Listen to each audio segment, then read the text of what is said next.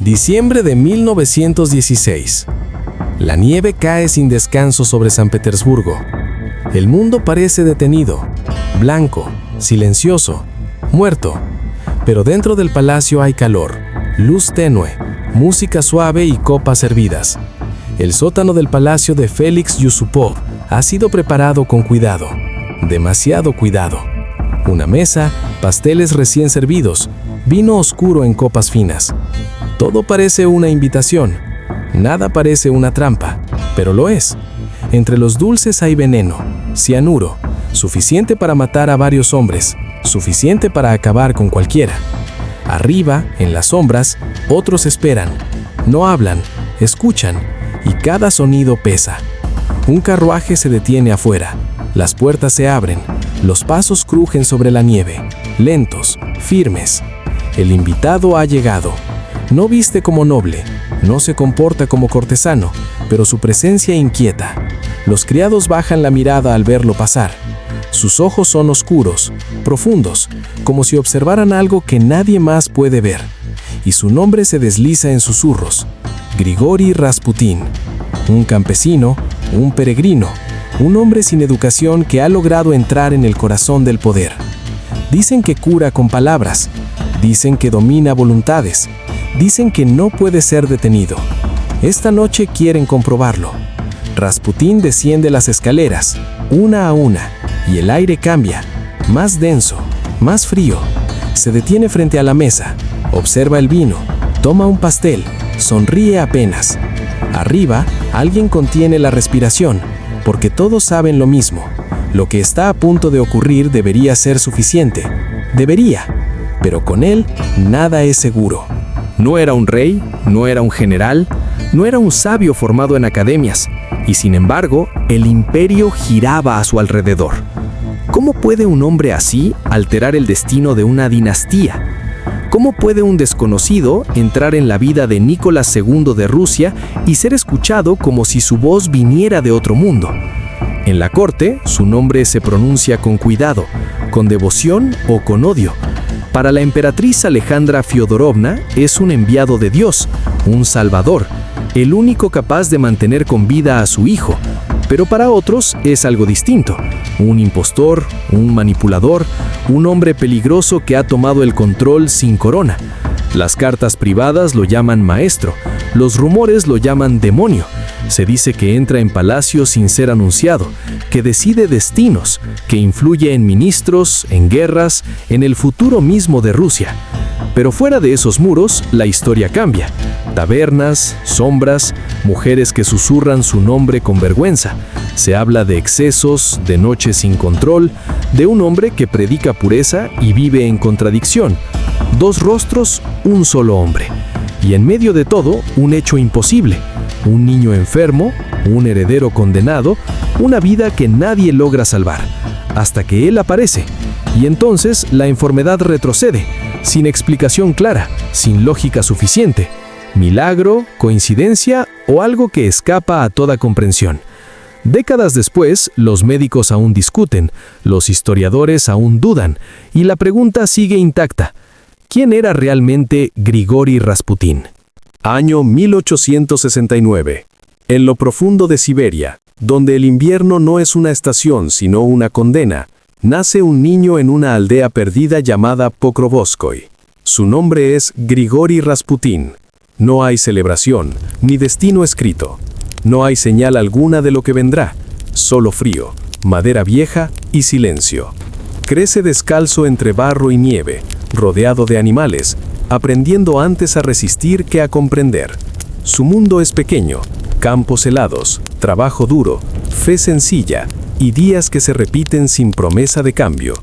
Nadie habla de grandeza en ese lugar, nadie imagina futuro, solo sobrevivir. Pero desde el principio hay algo en él que no encaja del todo, algo que incomoda. Sus movimientos son extraños, su mirada demasiado fija, demasiado profunda para un niño. A veces ríe solo, otras permanece inmóvil durante horas, como si escuchara algo que los demás no pueden oír. Los vecinos lo observan con desconfianza, algunos susurran que está tocado por algo, otros que simplemente está perdido. Con los años, su conducta no se suaviza, se intensifica, se acerca a los márgenes, a los conflictos, a los impulsos que dominan a los jóvenes sin rumbo. Bebe, pelea, se mezcla con quienes desafían las normas de la aldea y por un tiempo parece destinado a desaparecer como tantos otros, consumido por la misma vida que lo vio nacer. Pero entonces ocurre algo difícil de precisar, algo que no deja testigos claros ni palabras exactas.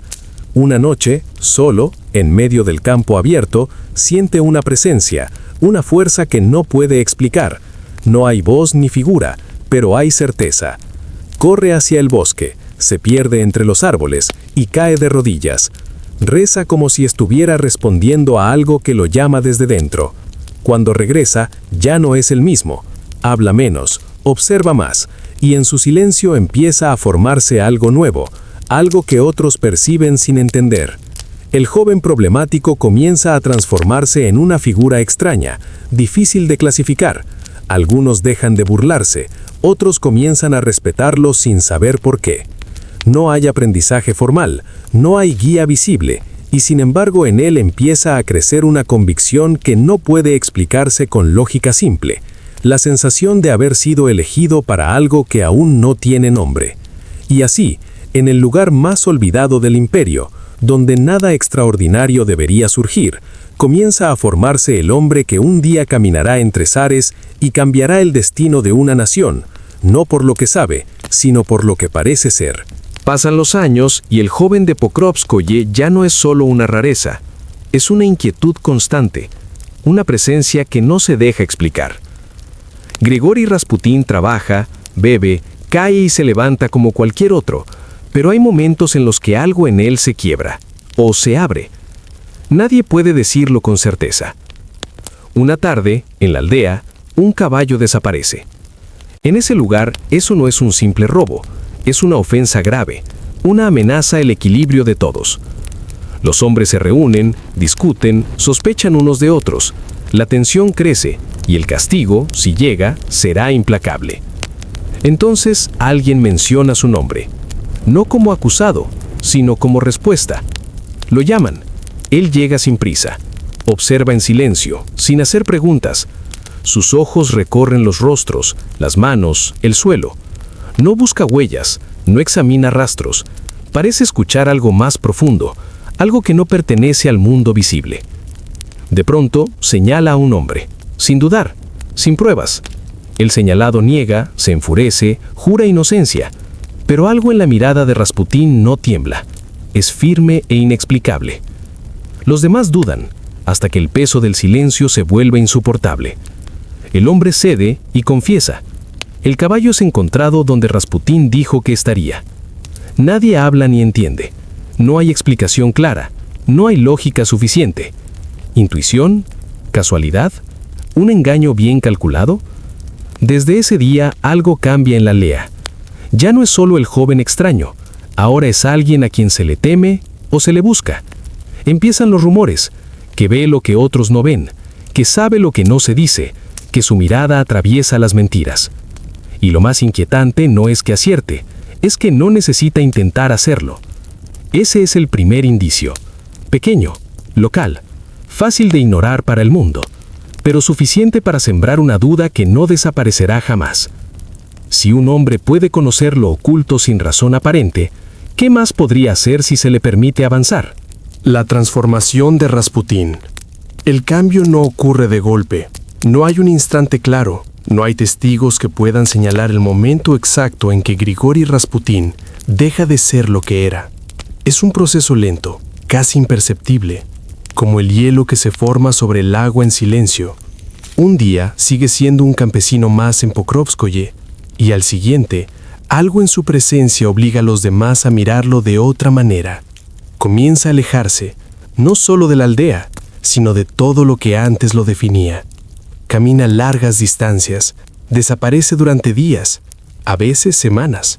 Se dice que visita monasterios, que habla con monjes, que escucha sermones, pero también se dice que no permanece, que no obedece, que no se somete. Aprende, sí, pero a su manera. Toma fragmentos, ideas sueltas, palabras sagradas, y las transforma en algo propio, algo que no encaja del todo en ninguna doctrina. Su fe no es tranquila, es intensa, incómoda, contradictoria. Predica la pureza, pero no renuncia al exceso. Habla de Dios, pero no sigue las reglas de los hombres que dicen representarlo. Y sin embargo, hay algo en él que atrae. Personas comienzan a buscarlo. Campesinos, mujeres, enfermos, curiosos. No porque lo comprendan, sino porque sienten que en su presencia ocurre algo difícil de describir. Cuando habla, no recita, no enseña como un sacerdote. Sus palabras son simples, casi rudas, pero cargadas de una convicción que desarma. Mira fijamente, demasiado tiempo, como si no estuviera observando el rostro, sino lo que hay detrás. Algunos lloran sin saber por qué, otros se arrodillan, otros se marchan inquietos, incapaces de soportar esa sensación de haber sido vistos por completo. Su nombre empieza a viajar más allá de la aldea, se convierte en un peregrino, no uno humilde y silencioso, sino uno que deja una huella en cada lugar que pisa. Se habla de sanaciones, de confesiones arrancadas sin violencia, de almas perturbadas que encuentran calma o caen más profundo en su propia oscuridad. Y junto a esos relatos crecen otros, historias de noches largas, de tentaciones, de una cercanía peligrosa entre lo sagrado y lo profano. Dos fuerzas opuestas comienzan a convivir en él, sin anularse, como si su poder, sea cual sea, naciera precisamente de esa tensión.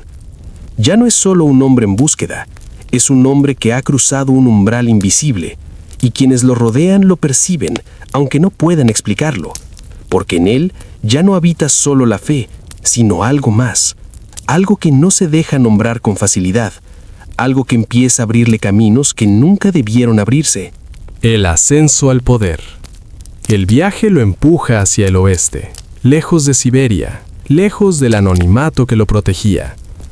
Paso a paso, Grigori Rasputín se acerca al centro de un imperio que no sabe que está a punto de recibirlo.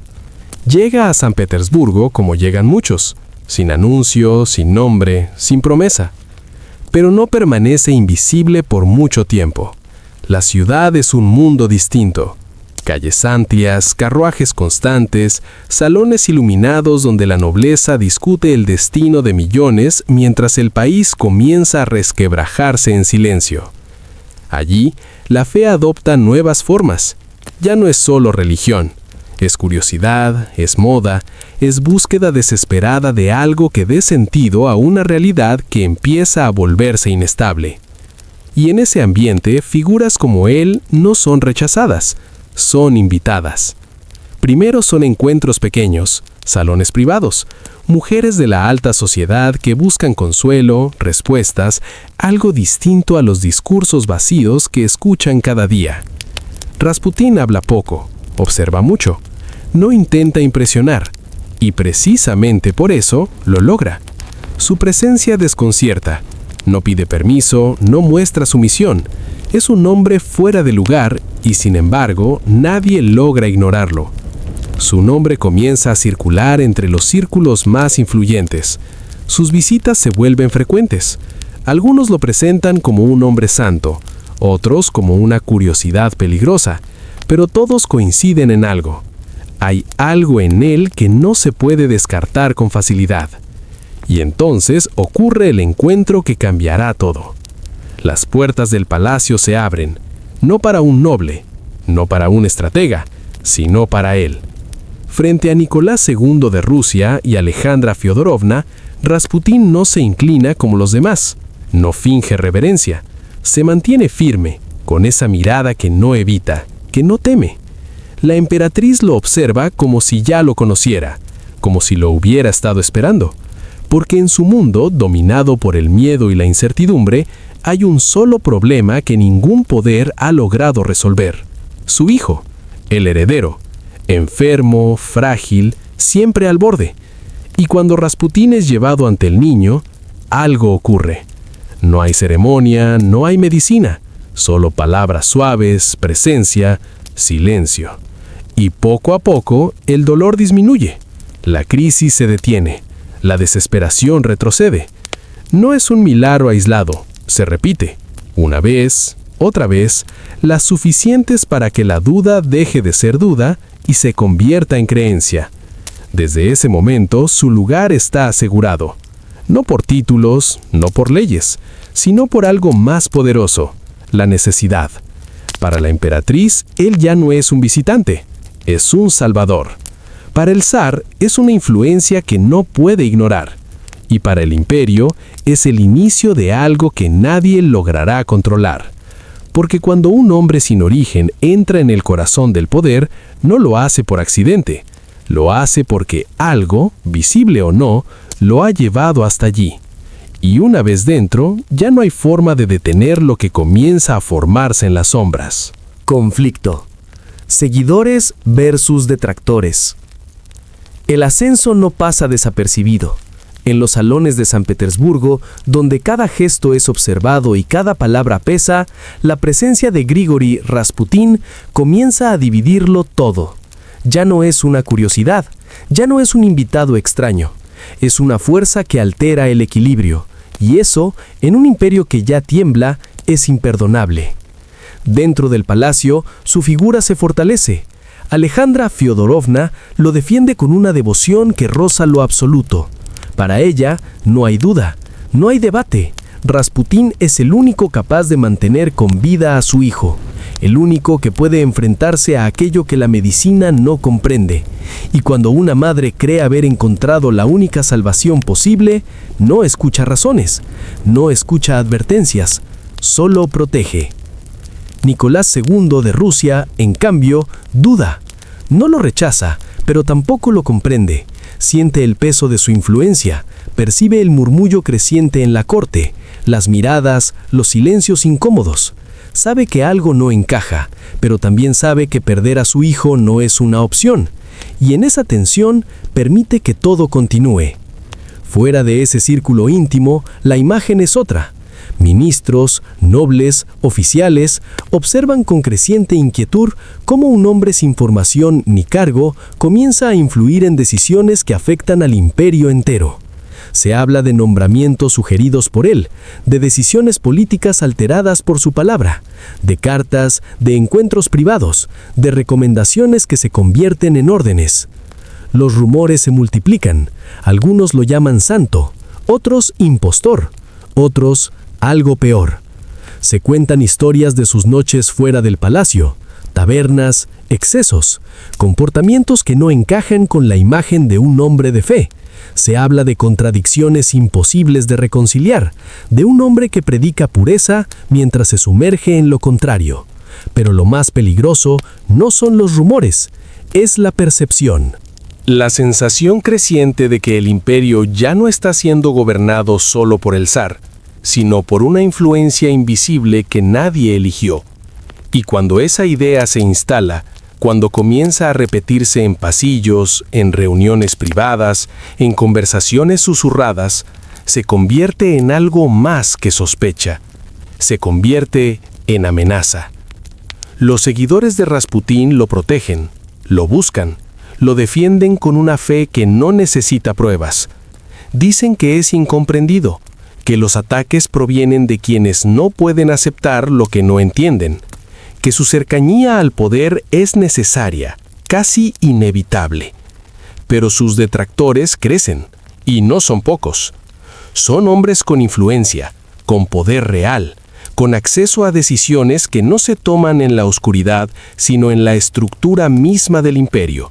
Y ellos no ven a un salvador, ven un peligro. Un hombre que no puede ser controlado, que no responde a ninguna ley. Un hombre que ha llegado demasiado lejos. Y en ese punto, el conflicto deja de ser silencioso. Se vuelve inevitable. Porque cuando dos visiones opuestas no pueden coexistir, una de ellas debe desaparecer. Y en torno a Rasputín, esa decisión ya ha comenzado a tomar forma, aunque aún nadie se atreva a nombrarla en voz alta. La conspiración se teje. En la penumbra de los salones y pasillos de San Petersburgo, donde las lámparas titilan y las sombras se alargan, la palabra Rasputín ya no es solo un nombre, es una advertencia. Los que temen su poder comienzan a moverse en silencio, con cautela, trazando planes que podrían cambiarlo todo. No se trata de simples rumores, se trata de supervivencia. Cada gesto, cada mirada, cada encuentro privado se convierte en pieza de un rompecabezas mortal.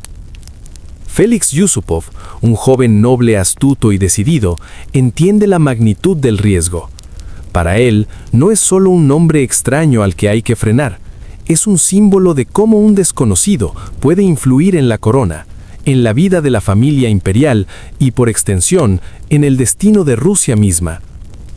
Reunidos en sus aposentos, los conspiradores discuten estrategias, ideas, posibilidades. Cada palabra es medida, cada silencio calculado, porque saben que Rasputín no es un hombre común. Ha sobrevivido a rumores, desprecios y amenazas menores. Esta vez, la tarea es más grande. Esta vez, deben ser implacables. El plan toma forma lentamente. Se habla de veneno, de armas, de lugares donde podrían aislarlo, de asegurarse de que no escape, de que no pueda manipular la situación como lo ha hecho tantas veces. Es un juego de precisión, de paciencia, de cálculo. Un error, un respiro equivocado y todo se desmorona. La tensión crece, se siente en el aire frío de la ciudad, en el crujir de la nieve bajo los pies de los conspiradores, en la certeza de que algo irremediable está por suceder. Mientras tanto, Rasputín continúa su rutina, ajeno a los hilos que se tejen a sus espaldas. Su presencia sigue siendo un enigma, su mirada un desafío. Quienes lo observan saben que la noche que se avecina no será como cualquier otra. La historia hasta ahora ha sido testigo de su capacidad de sobrevivir a lo imposible, pero esta vez el peligro es diferente, es calculado, consciente y mortal.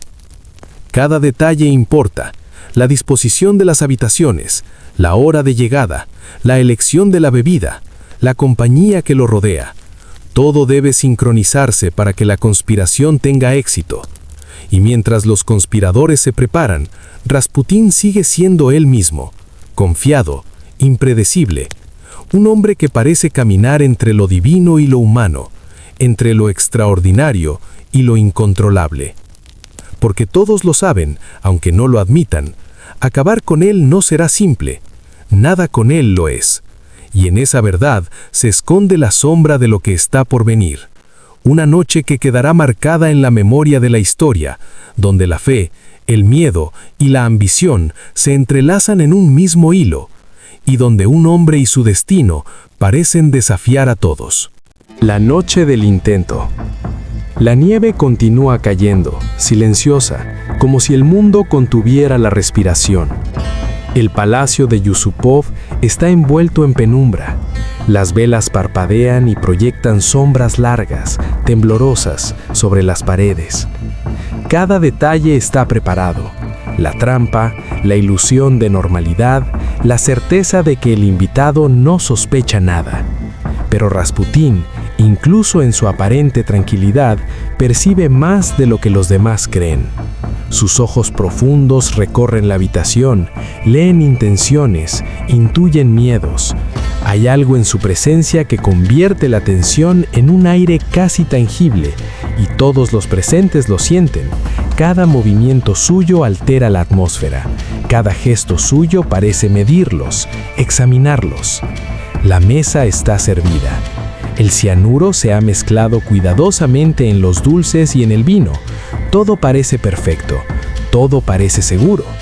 Los conspiradores observan desde las sombras, conteniendo la respiración, con la certeza de que esta noche, finalmente, pondrán fin a la influencia que Rasputín ejerce sobre la familia imperial. Él toma un pastel, lo mira, sonríe apenas y bebe del vino. El veneno debería hacer efecto rápidamente. Los ojos de los conspiradores se fijan en su reacción, pero nada sucede. El tiempo se estira, pesado, angustiante. El veneno, que debería haber sido su fin, no lo toca. Rasputín sigue ahí, intacto, inmune, como si la muerte misma lo hubiera esquivado. La incredulidad se apodera de ellos. Uno tras otro intentan nuevas estrategias, nuevas formas de asegurarse de que él no salga vivo. Balas, golpes, puñales, todo se prueba en la noche más oscura. Cada intento falla, cada plan se desmorona frente a su resistencia inexplicable, y mientras todo parece conspirar contra él, Rasputín permanece firme, casi imperturbable, como si estuviera esperando algo que solo él comprende. Esa noche, la muerte lo roza, lo enfrenta, lo golpea, pero no puede con él. Y en esa resistencia se confirma lo que todos sospechan y temen. Rasputín no es un hombre común, es un fenómeno, una fuerza que desafía la razón, un enigma que ninguna estrategia humana puede domar. La historia que se escribe en esas horas no será de venganza ni de justicia, será la historia de un hombre que se negó a morir, de un poder que nadie logra contener y de un miedo que ya se ha convertido en leyenda. La caída y el legado. Rasputín cae finalmente, pero no de la manera que nadie esperaba. No es un héroe, ni un mártir, ni un villano perfectamente definido. Su final es un eco de todo lo que fue, inesperado, violento, confuso, casi surrealista. La nieve de San Petersburgo sigue cayendo, blanca, silenciosa, como testigo implacable de lo que ocurrió. Los conspiradores creen haber triunfado, pero incluso en la muerte, su presencia deja una marca imposible de borrar. El mundo que conocían cambia lentamente. La familia imperial se tambalea. La guerra continúa. Los rumores sobre Rasputín se multiplican. Su cuerpo desaparece de la memoria inmediata de los poderosos, pero su sombra persiste. En cartas, en testimonios, en historias que se cuentan en susurros. Algunos lo recuerdan como un salvador, otros como un demonio. Nadie puede coincidir en su verdadera naturaleza. Y aquí reside el misterio eterno. ¿Era Rasputín un hombre con habilidades extraordinarias? ¿O era simplemente un símbolo de lo que ocurre cuando el poder y la superstición se encuentran con la desesperación? Cada relato es parcial, cada testimonio fragmentario, pero todos coinciden en lo esencial. Su influencia fue real, palpable, y dejó un rastro que ni el tiempo ni la lógica pudieron borrar. Décadas después, su nombre todavía provoca escalofríos. Historiadores, médicos, biógrafos y curiosos discuten su vida y su muerte, intentando encerrar lo que no puede ser encerrado.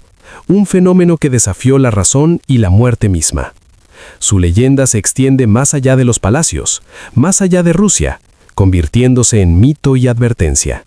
Un recordatorio de que la historia no siempre se rige por coronas, ejércitos o decretos, sino también por fuerzas invisibles que alteran destinos y desafían toda explicación.